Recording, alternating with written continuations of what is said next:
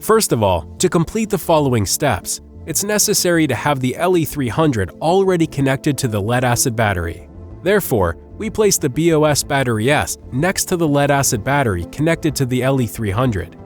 Then, the negative cable needs to be screwed into the corresponding place of the BOS Battery S, the minus pole connection. Go back to the already assembled lead-acid battery, take a look into the negative cable of the LE300 placed in the battery, and unscrew it. Once this has been done, place the lug of the BOS Battery S cable, then the LE300 lug above it, followed by the washer, the spring washer, and the nut. Assemble all by fastening it.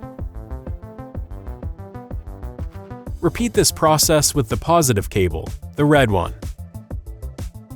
Finally, to check if all three devices are correctly connected, touch the display in the front side of the BOS Battery S and see if it lights up. Take a look into the LE300. Don't forget to have the fuse plugged in. Again, touch the screen controller and see if it lights up. If both screens do light up, the connection has been successfully done.